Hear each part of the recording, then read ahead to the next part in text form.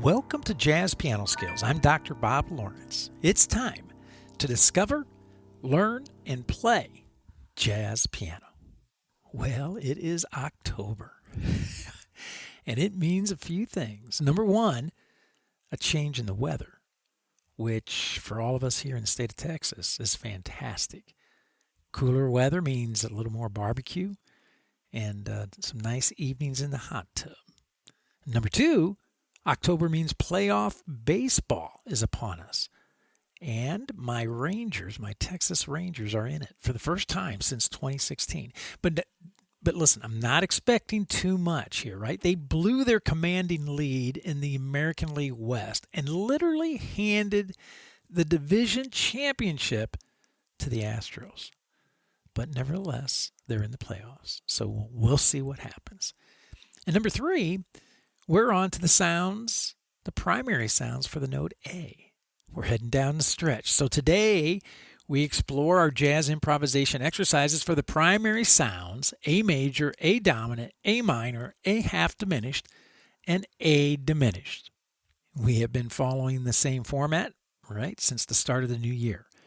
We use 5 specific melodic patterns to focus on developing mobile fingerings, mobile hands. Fingerings that allow our right hand, to be in a constant state of movement. And we all know, especially by now, that the constantly moving or the consistent moving and positioning of our right hand is crucial for establishing optimal fingerings, which are needed to produce a solid and authentic jazz articulation. And of course, making sure we never run out of fingers, right? Our fingerings allow us to never run out of fingers, especially in the middle of a musical phrase. Very awkward. Now, as I mentioned, we have utilized this intentional approach for the primary and altered sounds since the beginning of the year, and we will continue to do so for the remaining 3 months of this year. Wow. So today, we will follow the same format once again that we used in September with the E sounds, and apply them to the primary sounds for the note A. So today we are going to discover essential jazz improvisation exercises. And we are going to learn developmental arpeggio and scale patterns of the A sounds. And we're going to play 5 arpeggio, 5 scale patterns, focusing on fingerings and articulation for the primary A sounds of music.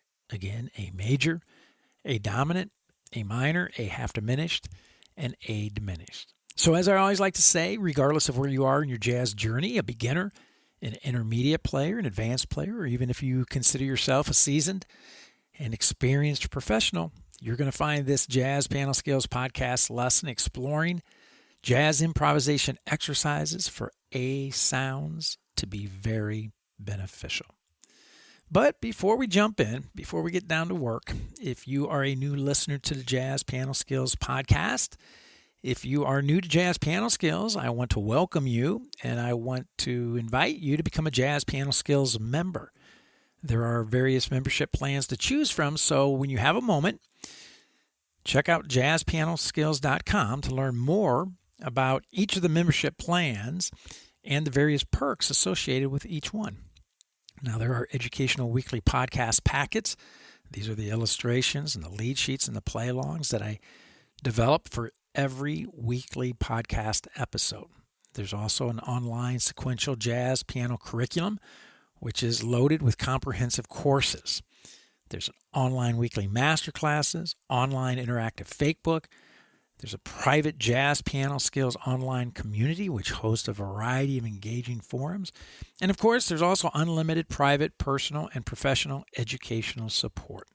All of these various perks are waiting for you, wanting to help you discover, learn, and play jazz piano. So again, when you have a moment, check out jazzpianoskills.com and, of course, become a member.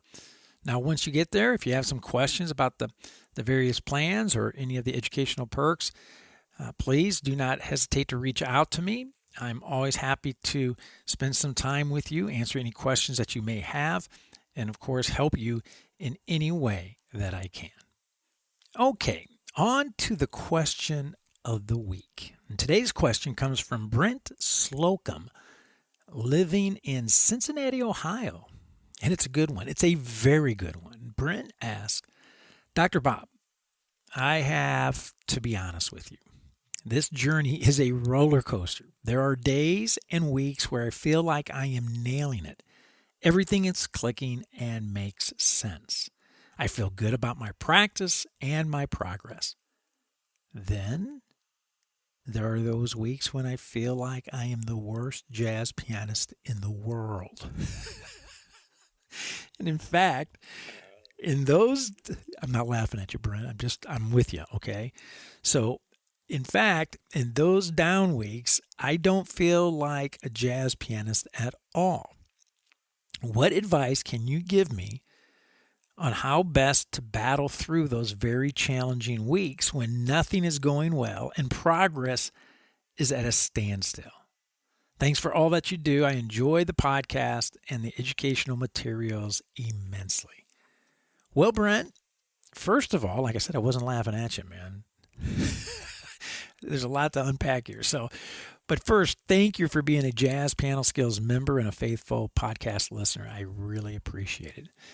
Now, I can tell you right now, all right, I know exactly how you feel. Exactly. Now, I typically do not like starting an answer with bad news, but in this case, I think it's a great place to begin. Brent, I hate to break the bad news to you, but the roller coaster ride, it never ends. These up and down weeks filled with extreme emotions and feelings of excitement, followed by depression, are part of the process. Embrace it. It never goes away, ever. No matter how far down the road you get on your jazz journey, you just get better at dealing with it, right? So that's the bad news. Now let's talk some good news, okay?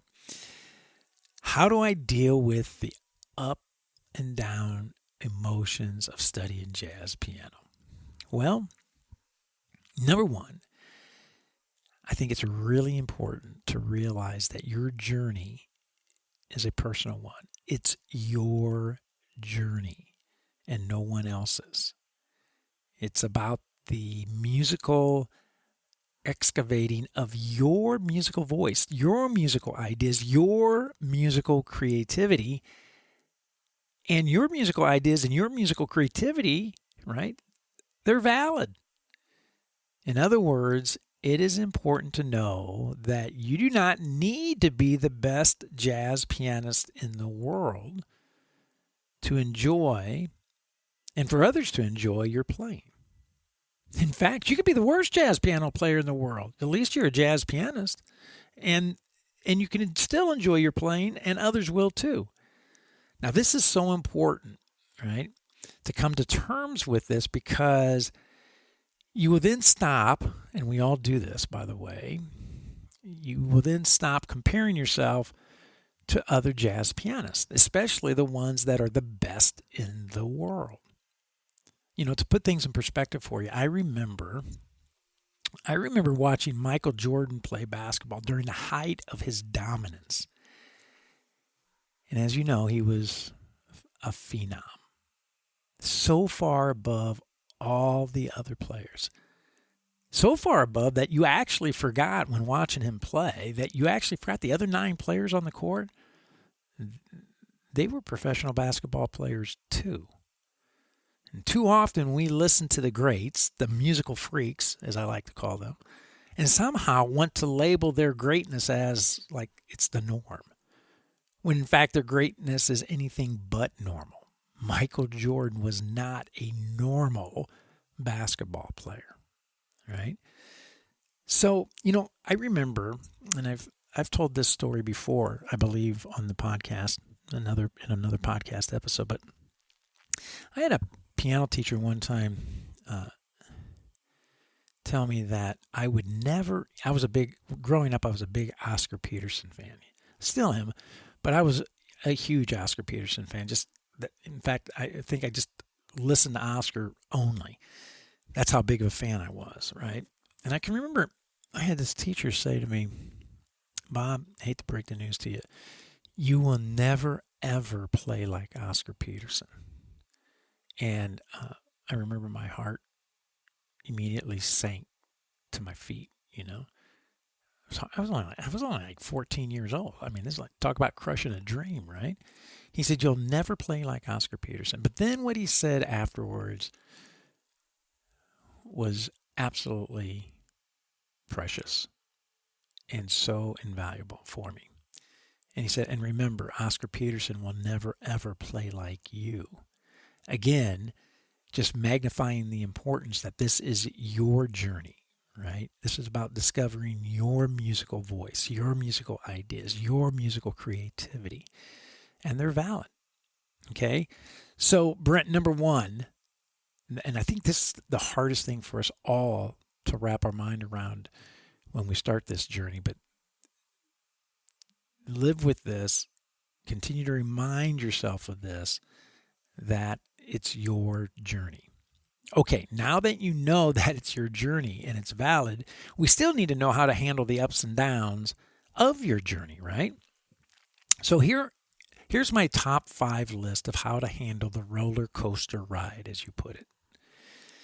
Number 1, don't be afraid to take a few days off, right?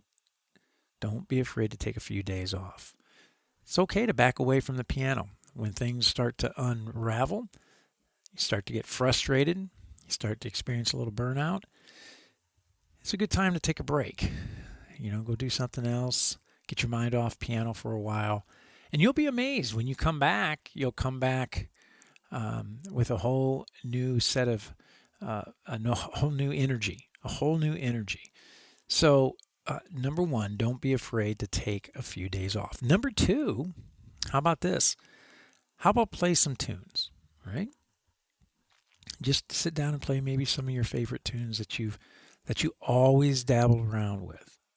No problem to always go back to the well and pull out some songs that you like to play, that you enjoy to play, and just play them for fun. Just for fun, okay? Number 3, reduce the number of skills that you are currently tackling. So if you've built into your practice routine during the week, you got voicings that you're working on, you got scales that you're working on, you got arpeggios that you're working on, you got rhythms that you're working on, you got fingerings that you're working on, you got all these different skill sets that you are juggling throughout the week to make sure that you practice each one of these skill sets throughout the week. Then you know what? Maybe it's time to just kind of zero in on maybe one, right? How about just one? So don't be afraid to reduce the number of scales that you are currently tackling. Number 4, return to playing scales, keys, shapes, sounds that you feel good about, right? So I know practice is always about pushing outside of your comfort zone and pushing ahead, but sometimes during the low points on the roller coaster ride, sometimes it's great to return back to some familiarity and some familiar ground that you can feel good about, right? So don't be afraid to go back and play some skills, some keys, some shapes, some sounds that you feel really, really good about. And number 5, I like to, when things are going rough at the keyboard, I like to step away from the keyboard and focus on what I like to call paper practice.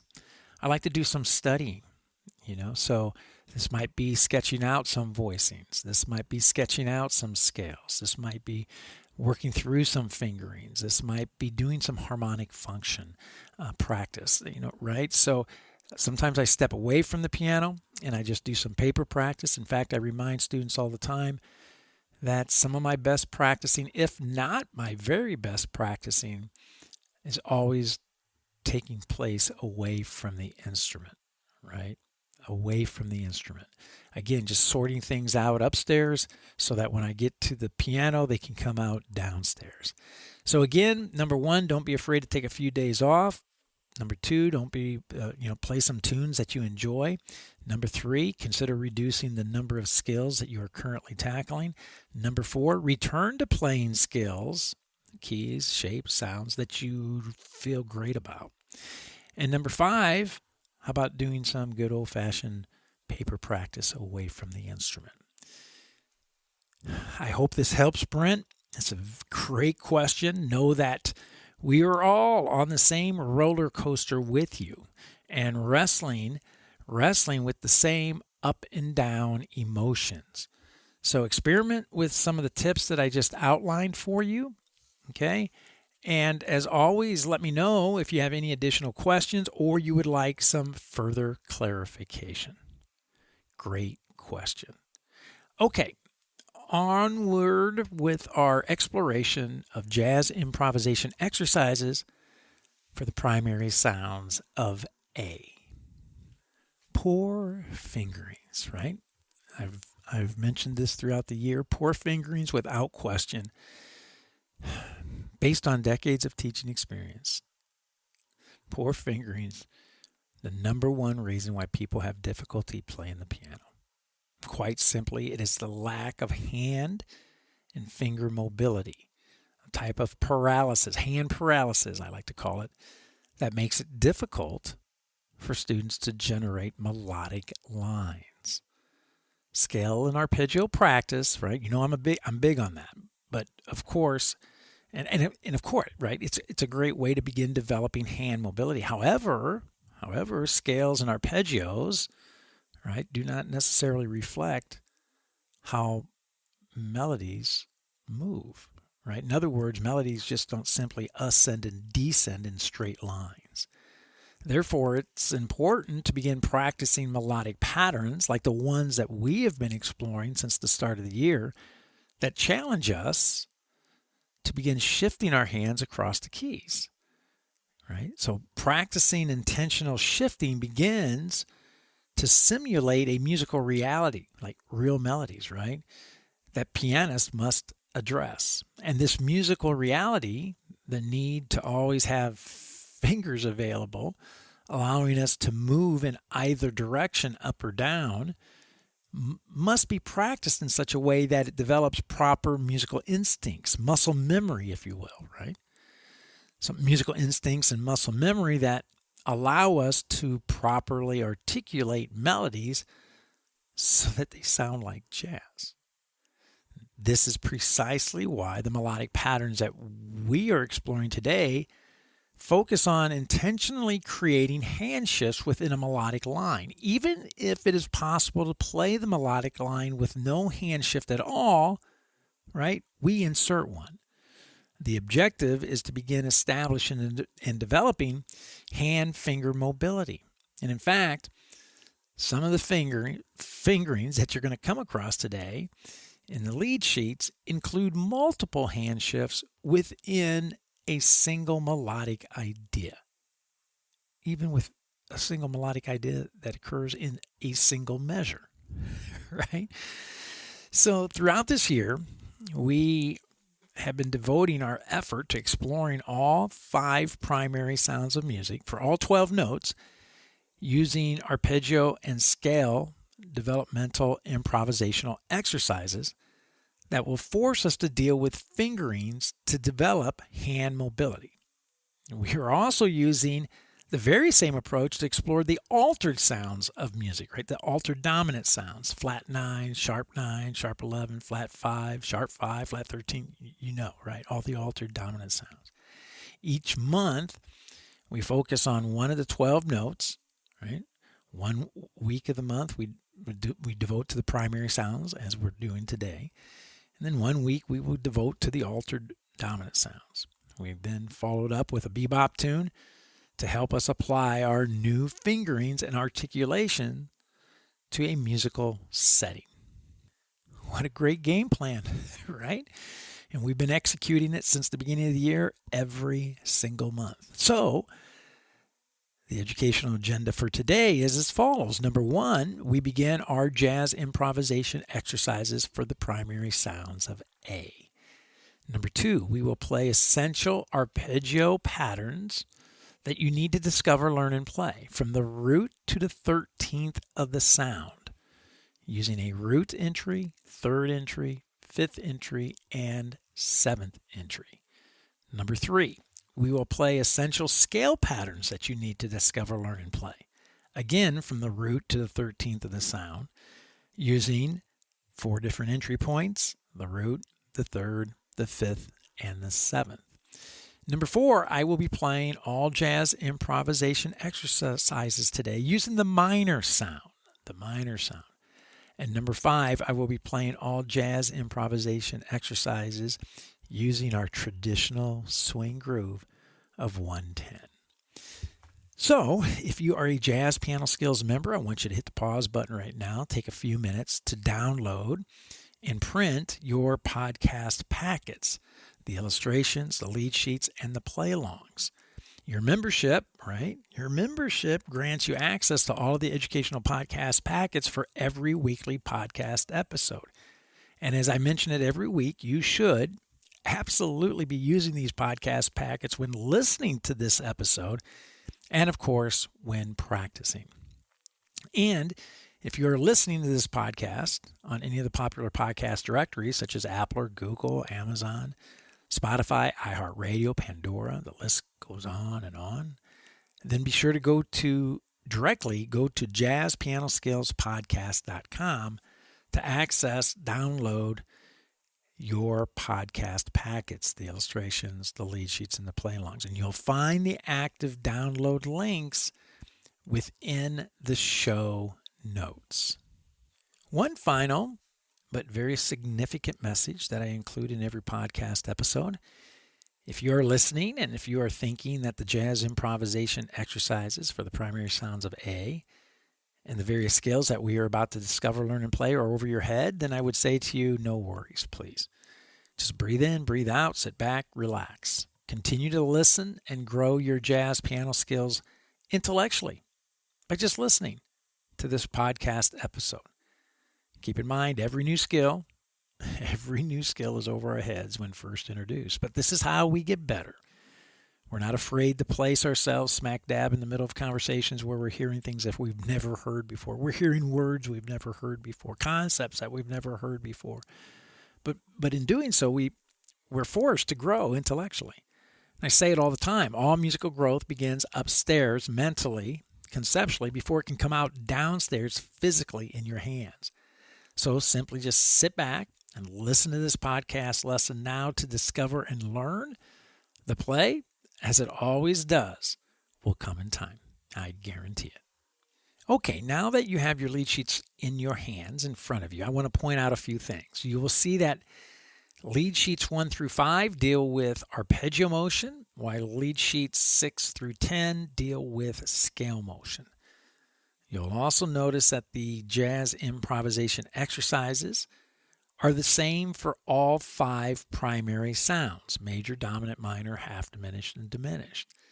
The exercises are, of course, modified to reflect the proper sound.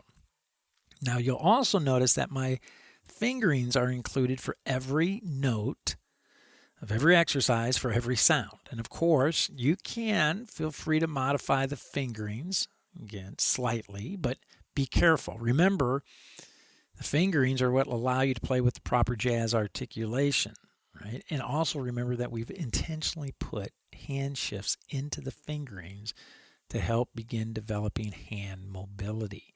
So do not remove the hand shifts because you're defeating the purpose of what we're trying to achieve, right? And remember, you might think that your fingerings are more comfortable or easier right now, but your easier may be actually setting you up for failure down the road when patterns get a little bit more difficult, right? So just be careful, right? Stick with the fingerings that are notated. If you have any questions about the fingerings, let me know. But just remember, intentional hand shifts are placed within every pattern, right, of every exercise for every sound. Okay? All right. So let's dig in. All right. I want you to grab out of your lead sheets packet, right? You have 10 lead sheets there. I want you to grab lead sheet 3, scale 3, and I want you to grab lead sheet 8, scale 8. Again, we're focusing on the minor sound today. Just because for the sake of time, I can only model everything using one sound. You're going to actually use these lead sheets to play these patterns for all of the major dominant, half diminished, and diminished sounds as well. But anyway, grab lead sheet 3, scale 3, lead sheet 8, scale 8. These are arpeggios and our scale patterns for A minor. And of course, everything will be based off the Dorian mode today, A minor, as the 2 chord coming from the key of G major. Okay, so lead sheet 3, scale 3, we have letter A, B, C, D, and E, our 5 melodic ideas, improvisational ideas that we're going to play through. But letter A, you can see, as always, just starts with a very simple arpeggio from the root, from the third, from the fifth, and from the seventh of the sound. A 4-note arpeggio. However, look at the fingerings. We have our hand shifts built in there with our fingerings. So let's bring the ensemble in. I'm going to model this for you.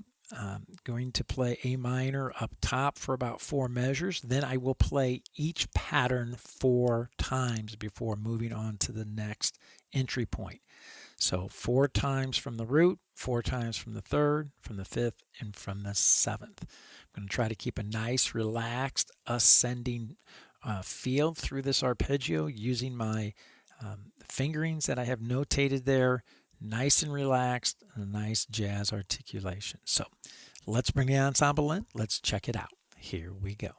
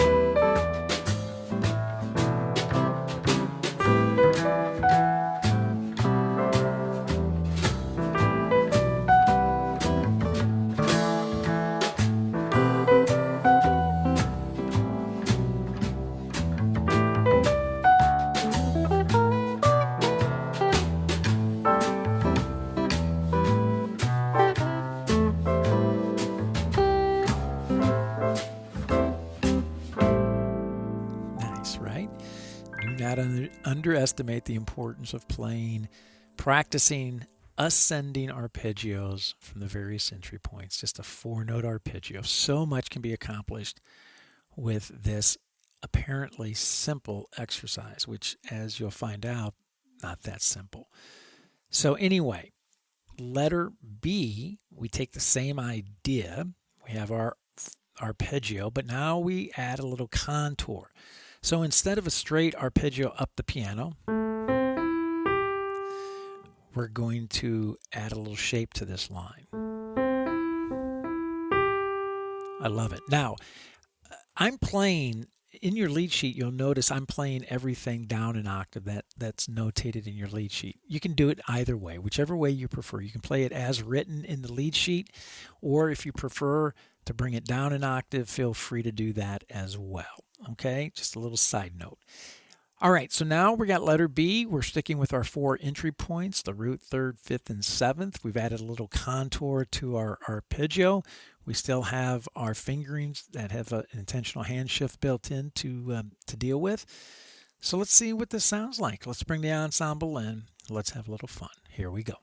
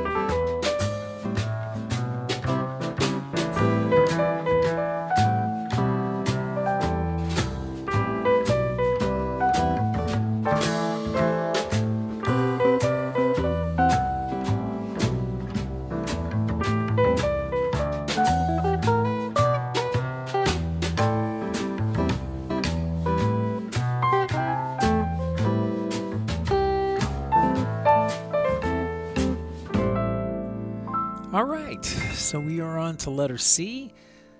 Look at the fingerings on letter C, right? Right away you know something's up. Look at this, 1 4 1 4 2 1. Huh? What?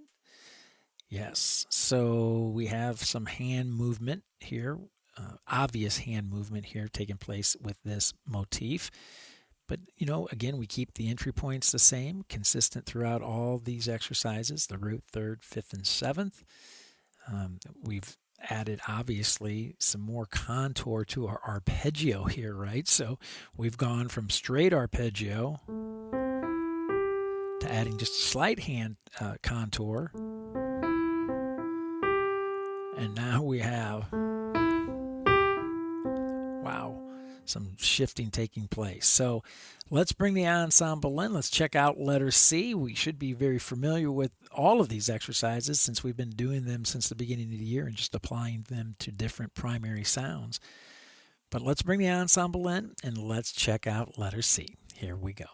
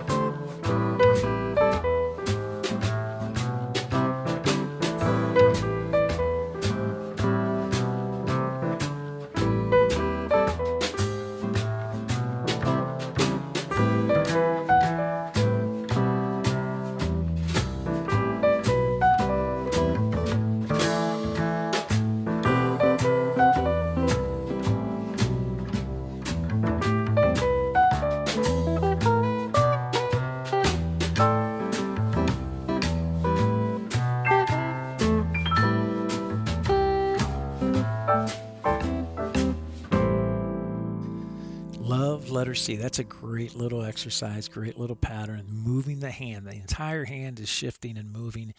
Spend some time with letter C for sure. Well, you're going to have to spend some time with letter D too, right? Because now we turn our attention to the eighth note triplet. Hard little rhythm to execute. You'll find yourself rushing when playing eighth note triplets. Again, it's very normal. Everyone does. Spend time just practicing, relaxing that triplet feel, right? Nice, relax. Play it without the play-alongs, right? Play it without the play-alongs. And then, of course, play it with the play-alongs. Listen to my articulation here, try to emulate that. And of course, with all of these rhythms, with all of these motifs, right? Hopefully you're kind of singing those inside as you play them, right? Let your voice guide your articulation as well. Okay, so let's bring letter D, the ensemble in, and let's take a listen to letter D, focusing on the eighth note triplet. And again, as always, pay attention to those hand shifts, those fingerings. Okay, here we go. Check it out.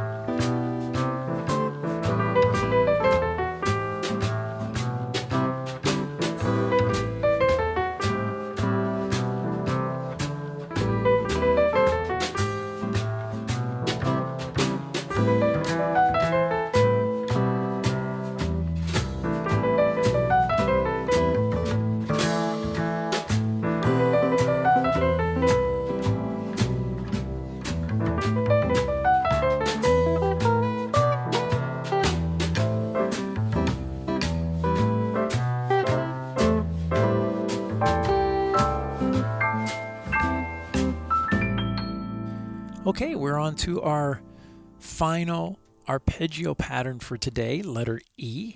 We're back to eighth notes. Our lines now are extending through the bar line, playing through the bar line.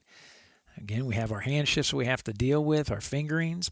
We have our 4 entry points, our root, third, our fifth, and our seventh. And again, you can play as written on the lead sheet, or if you feel more comfortable, as I am doing today with all the examples, I'm playing everything down an octave from notated in your lead sheet. Either way is fine.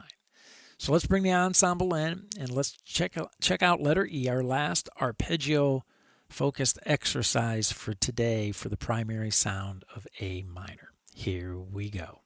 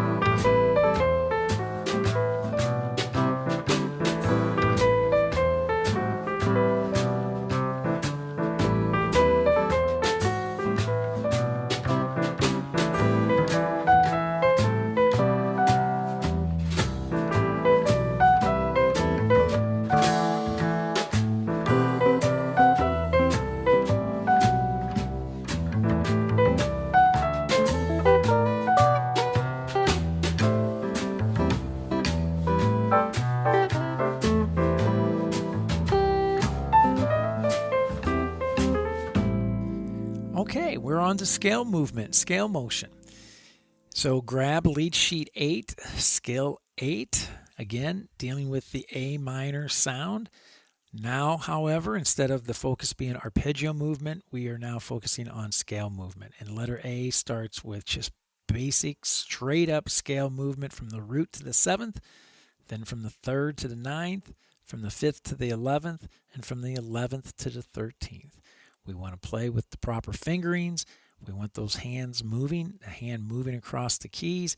And of course, we want a nice relaxed jazz articulation as we play these scales. All right, so let's bring the ensemble in and let's check out letter A. Here we go.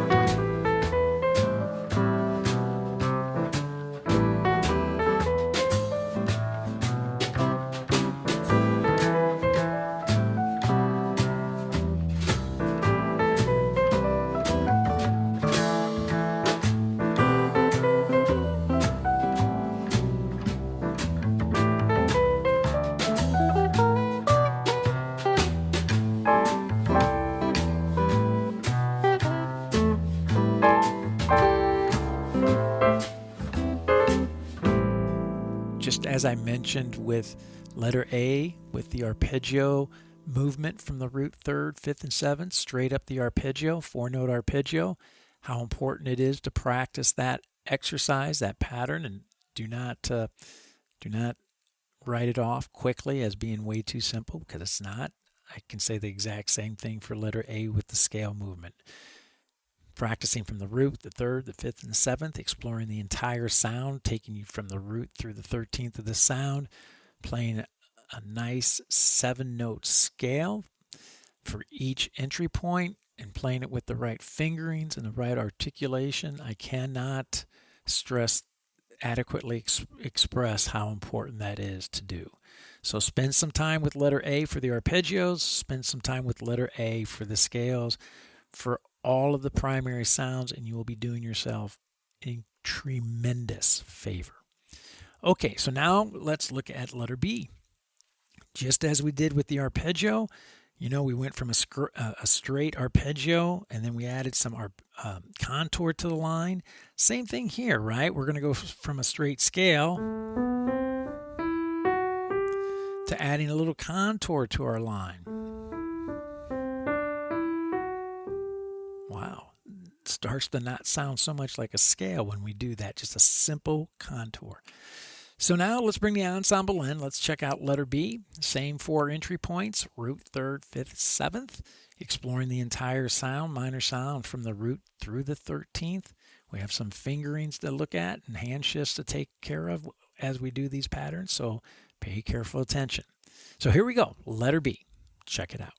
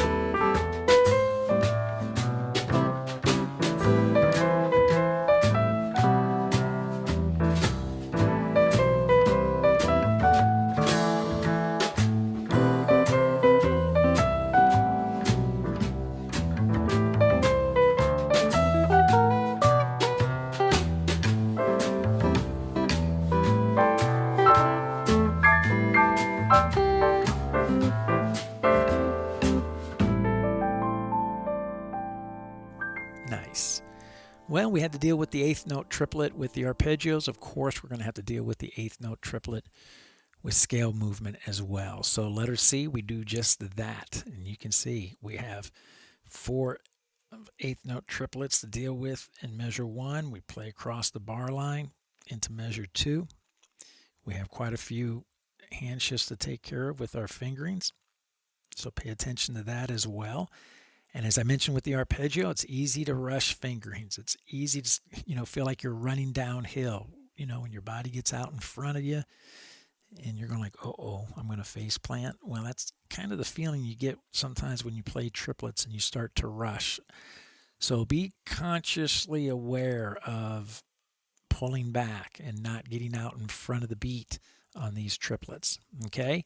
Same 4 entry points, root 3rd, 5, and 7. And again, we're exploring the entire A minor sound from the root through the 13th in doing so.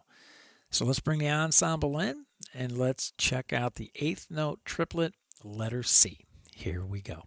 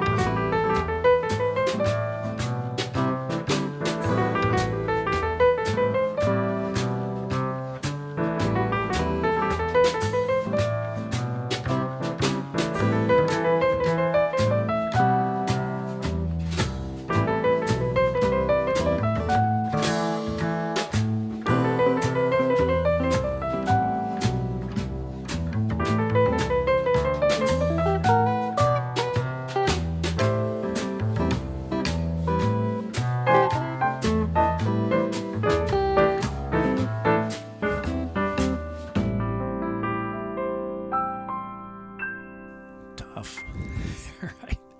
Not easy at all. So be patient. Give yourself some slack as you practice this. Right? Don't be too critical too soon. And also, I'm playing everything at 110 today. As I mentioned in every podcast, play at tempos that allow you to succeed. Right? When you start playing these exercises and these patterns and incorporating these fingerings. So don't be afraid to slow it down to 60, 70, right? 80. Keep it nice and relaxed, nice and comfortable. All right, so onward to letter D. We're up back to eighth note patterns here.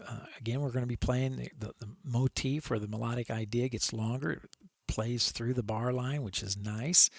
We have the same 4 entry points again, and we have fingerings that have intentional hand shifts built into them.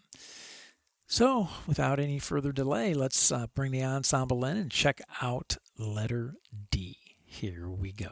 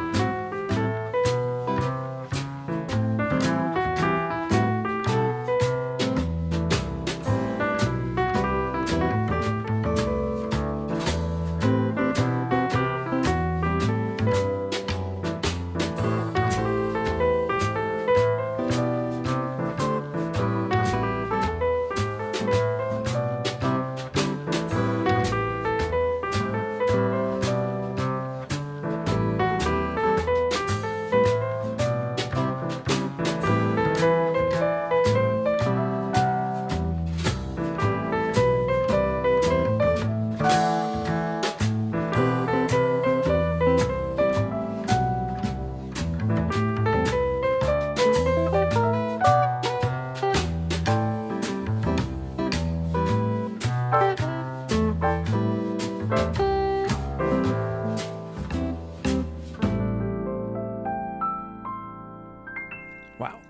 Hard to believe we're down to our last exercise for today, letter E, focusing on scale movement for the A minor sound.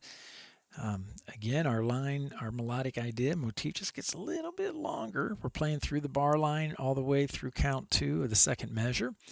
We have our fingers in there that create intentional hand shifting through the pattern, through the idea.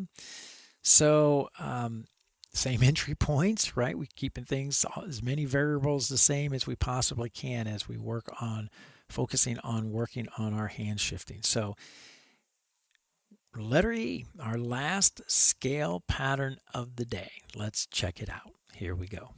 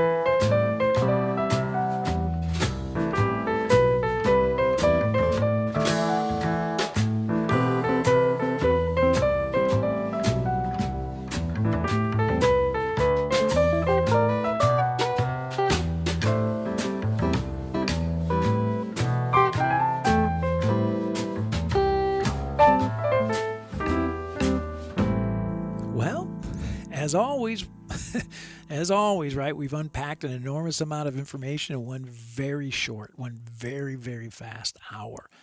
And again, even though I played these jazz improvisation exercises today using the minor sound only, be sure to practice the exercises for the major, for your dominant, for your half diminished and diminished sounds as well. They're all laid out for you in your Lead Sheets podcast packet with fingerings included.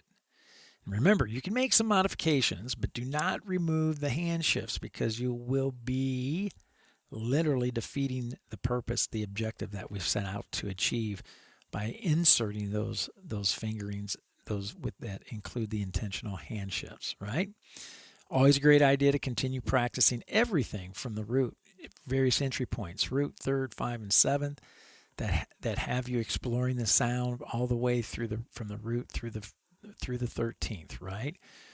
And always remember articulation of each musical phrase, regardless of the entry point, right? The articulation should sound the same, right? So you have a ton to tackle this week, no doubt about it, right? So use your practice time wisely.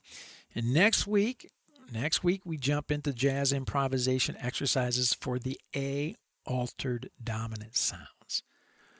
I want to encourage all you Jazz Piano Skills members out there, be sure to use your podcast packets, your illustrations to help you with these primary sounds today. The lead sheets, of course, to play alongs. All of these packets and the materials, educational materials, are there to help maximize your musical growth, right? As always, be patient. Developing mature professional jazz piano skills takes time. In fact, it takes a lifetime. So just begin structuring your improvisation development after the playing demonstrations I modeled for you today in this podcast episode. And I guarantee it, you will begin to see, feel, and hear your progress. Well, I hope you have found this Jazz Piano Skills podcast lesson exploring jazz improvisation exercises for the A sounds, the primary sounds, to be insightful and, of course, to be beneficial. Don't forget, if you are a Jazz Piano Skills Ensemble member, I'll see you Thursday evening online at the Jazz Piano Skills Masterclass. That's going to be 8 p.m. Central Time. to discuss this podcast episode lesson, exploring jazz improvisation exercises for the A sounds in greater detail, and of course to answer any questions that you may have about the study of jazz in general. You can always reach me if you have some questions by phone, 972-380-8050. My extension is 211 here at the Dallas School of Music.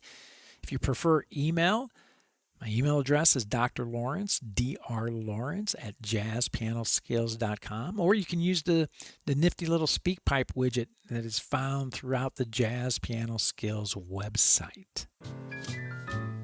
Well, there is my cue. That's it for now. Until next week, enjoy the jazz improvisation exercises for the primary sounds of A, and most of all, have fun as you discover, learn, and play jazz piano.